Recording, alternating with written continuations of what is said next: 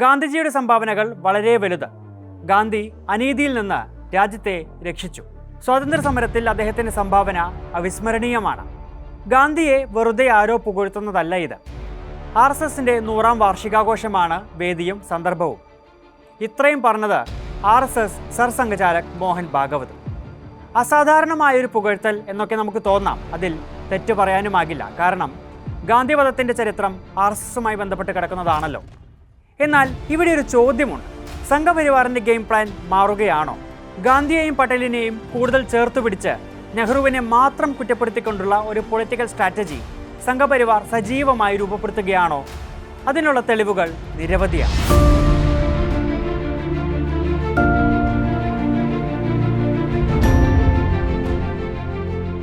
ഗാന്ധിയെ വെടിവെച്ചു കൊന്ന RSS പ്രവർത്തകൻ ഗോഡ്സെ മുതൽക്കുള്ള ഓരോ ചരിത്രവും ഇന്ത്യക്കാരന് കാണാപ്പാടമാണ്. എന്നാൽ അതിൽ സംഘപരിവാർ വെള്ളം ചേർക്കുന്നത് പലപ്പോഴുമായി നമ്മൾ കാണാറുള്ളതുമാണ്. കാലാകാലങ്ങളായി ഗോഡ്സെ പ്രകീർത്തിച്ചു പോരുന്നവർ സംഘപരിവാർ നേതാക്കളാണ്. ഗോഡ്സെയെ സൽപുത്രൻ എന്നൊരിക്കൽ വിശേഷിപ്പിച്ച ത്രിവേന്ദ്ര സിംഗ് റാവത്തും ഗോഡ്സെ രാജ്യസ്നേഹിയായിരുന്നുവെന്നും തീവ്രവാദി ആയിരുന്നില്ല എന്ന് പറഞ്ഞ പ്രഗ്യാ സിംഗ് താക്കൂറുമെല്ലാം കറ കളഞ്ഞ സംഘപരിവാറുകാരാണ്. പട്ടികയെടുത്താൽ ഇനിയും നീണ്ടുകൊണ്ടേയിരിക്കും. ഇത്തരത്തിൽ ഗാന്ധിയെ വ്യാപകമായി എതിർത്ത, ഗാന്ധി മുന്നോട്ട് വെച്ച സമഭാവനയെയും ഉൾക്കൊള്ളലാശയത്തെയും എതിർത്തവരാണ് ഇന്ന് ഗാന്ധിജിയെ വാനോളം പുകഴ്ത്തുന്നത്. മേൽപ്പറഞ്ഞ കാര്യത്തിലേക്ക് വരാം. സമീപകാലത്തായി സംഘപരിവാർ ഏറ്റവും കൂടുതൽ വെറുക്കുന്ന ഒരു പേരാണ് നെഹ്റു. എന്നാൽ നെഹ്റുവിനൊപ്പം ഒരേ കാലഘട്ടത്തിൽ കോൺഗ്രസിലുണ്ടായിരുന്ന പട്ടേലിനോട് മറ്റൊരു സമീപനം. RSS ആശയങ്ങളെ എക്കാലത്തും എതിർത്ത ഗാന്ധിയോടും ഇപ്പോൾ ബഹുമാനം. വലതുപക്ഷവൽക്കരിക്കപ്പെട്ട ഇന്ത്യൻ പൊതുമണ്ഡലത്തിലേക്ക് സംഘപരിവാർ എറിഞ്ഞു കൊടുക്കുന്ന ഒരു പൊളിറ്റിക്കൽ സ്ട്രാറ്റജി ഇതാണ്. പട്ടേലിനെ തങ്ങളോട് അടുപ്പിക്കുന്ന പ്രവണത BJP ഇന്നും ഇന്നലെയും തുടങ്ങിയതല്ല.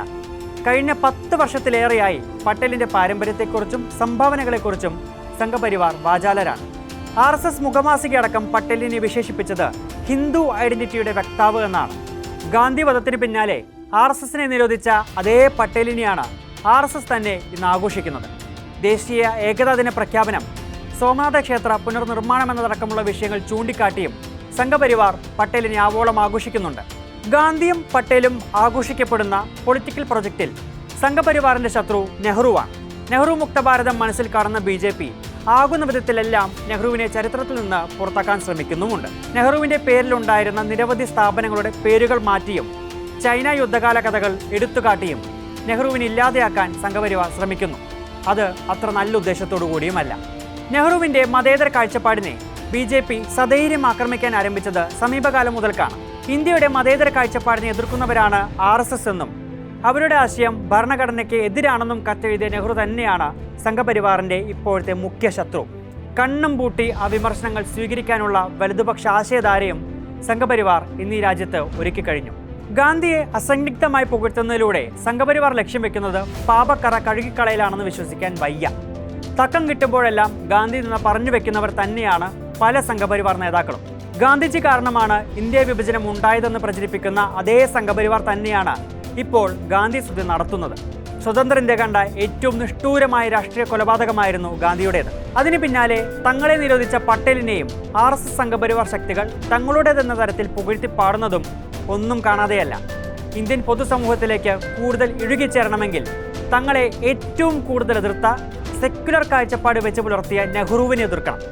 ഇന്ത്യൻ രാഷ്ട്രീയത്തിലും BJPക്ക് ഈ പാത പിന്തുടരണം. RSSന്റെ ഈ ഗാന്ധി സ്തുതിയും ആ ഒരു ദൗത്യത്തിന്റെ ഭാഗമാണെന്ന് കരുതേണ്ടിയിരിക്കുന്നു. ഗാന്ധിയും പട്ടേലും ഇൻ, നെഹ്റു ഔട്ട്. അതൊരു പൊളിറ്റിക്കൽ പ്രൊജക്റ്റാണ്.